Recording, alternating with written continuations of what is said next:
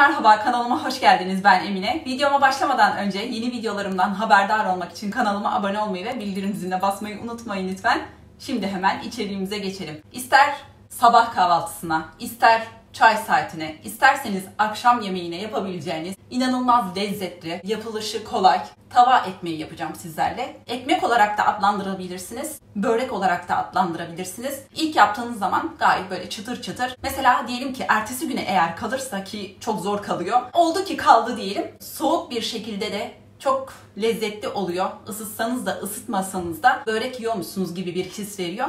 Ondan dolayı yapmanızı gerçekten tavsiye ediyorum. Yemek yapma konusunda bir şey bilmediğimi düşünenleriniz de var aranızda ama benim en büyük tutkum yemek yapmaktır. Her gün 3-4 saatim mutfakta geçer ve ben hep böyle değişik şeyler yapmaya çalışırım. Yemeğimi yiyen eş, dost, akrabalarımdan güzel yorumlar bekliyorum. Çünkü tarif almadan kimse evinden gitmez. Malzemelere geçelim. Hemen şu hamuru hazırlayalım. Ondan sonra da diğer işlemlere geçelim. Çünkü bu şekilde tarifler istiyorsunuz benden. Hadi hemen başlayalım. İlk başta hamurumuzu hazırlayacağız. Bunu dolapta bekletmemiz gerekiyor. Güzel bir şekilde hamurun patlamadan açılması için. Şöyle gördüğünüz gibi 1 su bardağı 200 mililitrelik bardağımın ölçüsü 100 gram un. Ölçerek koydum bunları. Haberiniz olsun. Yani hamurun kıvamı çok önemli. Şöyle unu koyduk. Şimdi bu şekilde 60 mililitre su var. Sütle de yapabilirsiniz. Suyla da inanılmaz derecede güzel oluyor. Hiç fark etmez. 60 mililitre su. Şu şekilde 10 gram tereyağı oda sıcaklığında beklettim. Erimiş şekilde de koyabilirsiniz. Oda sıcaklığında da gayet iyi bir şekilde karıştırabiliyorsunuz. Bunu güzelce yoğuracağız. Ele yapışmayacak bir hamur ve biraz kıvamlı bir hamur oluyor. Bu şekilde yoğurduktan sonra içine çay kaşığı ucunda tuz koyuyorum ben. Şu şekilde silme çay kaşığı gibi düşünün. Onu ilk başta da koyabilirsiniz, sonradan da koyabilirsiniz. Hiç fark etmez. Şimdi bunu güzelce böyle 5 dakika boyunca yoğuracağım. Hamurun kıvamı bakın şu şekilde. Ele yapışmayan bir kıvam. Gördüğünüz gibi. İyice yoğurduğunuzdan emin olduğunuz zaman buzdolabına normal kısma koyabilirsiniz. Şu şekilde içe içe yapacağım onu. Şöyle yaptıktan sonra bunun üstünü kapatıp buzdolabına koyabilirsiniz. 45 dakika ile 1 saat arasında bekletme yapacağız. Hamurumuz böyle iyice güzel bir kıvam alsın. O içindeki tereyağıyla açılması güzel olsun. Esnek bir hamur olsun. Güzelce patlamadan yapalım diye. Şimdi bunu böyle koyuyoruz. Buzdolabı poşetinin içine de koyabilirsiniz. Şu şekilde streçle de sarıp koyabilirsiniz. Hiç fark etmez. Böyle bunu koyduk. Şimdi dinlendireceğiz hamuru. Daha fazla kalırsa ne olur? Bir şey olmaz. Daha güzel olur. İç için şöyle gördüğünüz gibi orta boy patates. Bunu soyup bunun içine koyalım. Bunu isterseniz böyle bütün şekilde de, yani kabuğunu soyup haşlama yapın. Patatesin üstünden böyle toprak kokusu geçmesin diye. Yani bu şekilde yapıyorum ben genelde, ya da dilim dilim yapıyorum. Şimdi hamur 1 saat en az buzdolabında duracağı için yavaş yavaş da haşlansa, hızlı şekilde de haşlansa hiç fark etmiyor. Bunu bütün şekilde koyacağım. İçine de su dolduralım. Şöyle patatesin üstüne geçecek kadar su koydum. Patates haşlanırken genelde ben hep tuz atarım. Tadı böyle güzel olsun diye. Yine çay kaşığı kadar tuz eklediğimi düşünün. O şekilde yapın. Patates daha tatlı olur. Bunu şimdi koyalım ocağa. Patates iyice haşlanacak. Böyle sertlik falan kalmayacak. O derece haşlanmış olacak. Su takviyesi yapabilirsiniz. Çünkü patates suyu çekiyor. Kaynama aşamasında da azalıyor. Durumuna göre su ekleyip devam edebilirsiniz. Sıcak su ekleyip kaynatmaya, patatesin haşlanmasını sağlayabilirsiniz. Bu böyle haşlanı dursun. Hamurumuz da bekleye dursun. Diğer işlemleri yapacağız beraber. Patatesim iyice haşlandı. Bakın dağılma derecesinde. Suyunu süzdürdüm. Bunu bu şekilde koydum. Böyle biraz ezeceğim. Ezdikten sonra içine koyulması gerekenleri koyacağım. Şimdi ben koyduklarımı gösteriyorum sizlere. 1 tatlı kaşığı tereyağı patates püresinin içine. Oda sıcaklığında yine beklettim. Şöyle tane karabiber. İsteğe göre baharatları koyabilirsiniz. Şu şekilde 3-4 kere yapıyorum. Hani çok acılık olmasın, çocukların yiyebileceği şekilde olsun. Tuzu kendinize göre ayarlama yapabilirsiniz. Ben şimdi bu şekilde koyuyorum. Çok tuzlu olmasın. 2 yemek kaşığına yakın mayonez. Şu şekilde mayonezimizi de koyduk. Ben her yemeğime sarımsak koyarım. İsteğe göre sarımsak koyabilirsiniz. Şöyle gördüğünüz gibi bir diş sarımsak. Bunu rendeliyorum. Bu isteğe göre. İster koyun ister koymayın. Ama her yemeğe lezzet verir. Bunda da güzel oluyor. Şimdi bunları güzelce karıştıracağız. Kırmızı toz biber de koyabilirsiniz. Sarımsak kokusu mis gibi geliyor. Böyle gördüğünüz gibi karıştığı zaman patates püresi toplanmaya başlar. Güzel şekilde ezilmeye başlar. Tuzunu dediğim gibi ayarlama yapın. Şu an benimkinin tuzu iyi. Şöyle gördüğünüz gibi patates püresini hazırladık. Şimdi hamurun içine hem patates püresi hem de kaşar koyacağız. Bu tam yağlı taze kaşar. Bazı şeylerde mesela tost peyniri der. Onlar çok çabuk erir. Çok fazla erimesin, kıvamı tam olsun diye ben zaten böyle hep taze kaşar kullanırım. Haberiniz olsun. Patates püresi biraz soğusun. Hamurumuz da zaten patates pişene kadar 1 saat buzdolabında beklemiş oldu. Şimdi hamurumuzu bir açalım.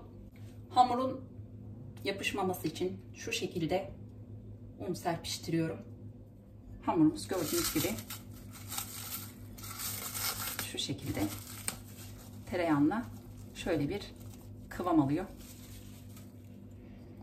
Bunu alalım. Bakın şöyle. Açmadan bunu böyle şu şekilde parmaklarımla bastırıyorum. Fazla unu sonradan tavaya koymadan önce üstünden aldıracağız. Tam yuvarlak açacağız. Hamurumuzu açalım.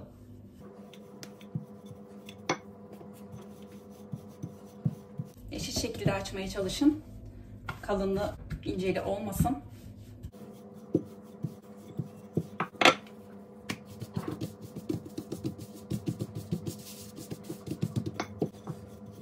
İçine malzemeleri rahatlıkla koyabileceğim kadar açıyorum ben. Siz de o şekilde yapın. Kapanınca böyle açıklık kalmayacak. Güzel şekilde kapatacağız. Ara ara böyle elimle yapıyorum.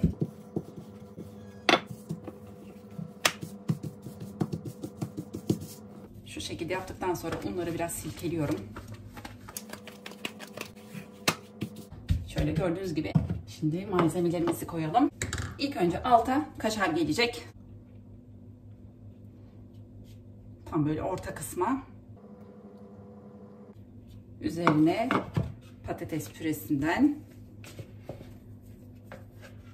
üst kısma kalacak şekilde bırakıyorum. Bakın şöyle aldırdım. O da üst kısma gelecek.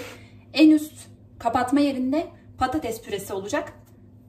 Kaşar eriyip de hamuru yakmasın diye.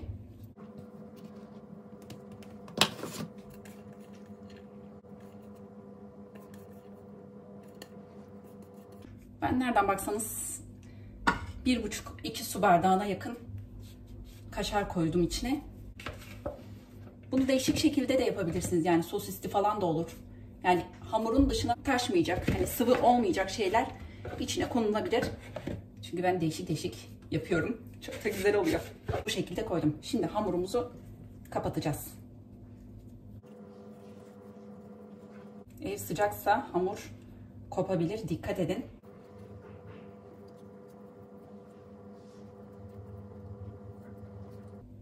Bunu hamuru patlatmadan şu şekilde biraz bastırıyorum. Merdane ile tavama göre ayarlayacağım bunu. Patlatmadan dikkatli bir şekilde yine yuvarlak yuvarlak.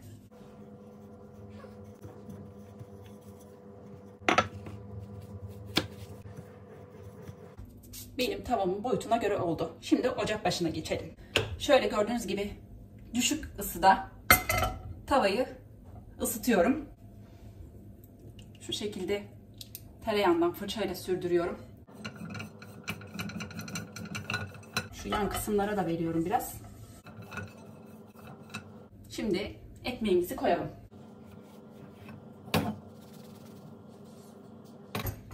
şekilde iyice yerleştirdim onu. Arkasını, önünü bu şekilde tereyağlayıp öyle pişireceğiz.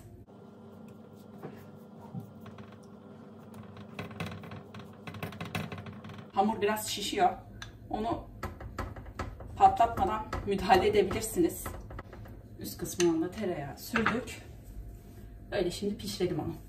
En kısık ateşte yakmadan kontrollü bir şekilde ara ara çevirip o şekilde pişirmesini yapacağız.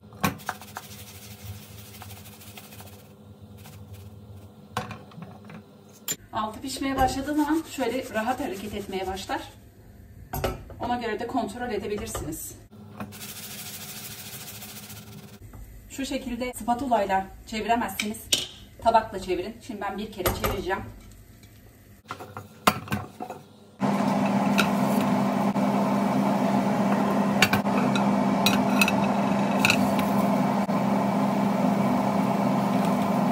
Altı üstü şu şekilde güzelce kızardıktan sonra dilimleyebileceğiniz yere alabilirsiniz. Hamurun pişip pişmediğini şu yan kısımlardan anlayabilirsiniz. Üst kısımlarından anlayabilirsiniz. Ona göre pişirme süresini ayarlayın. Düşük ısıda sürekli çevire çevire pişirirseniz hamur çiğ kalmadan gayet güzel bir şekilde oluyor. Benim ekmeğim şu an hazır durumda. İstediğiniz şekilde dilimleyebilirsiniz. Size kalmış. Ben genelde pizza dilimi şeklinde dilimliyorum. Çocuklar daha rahat yiyor. Bakın çıtır çıtır.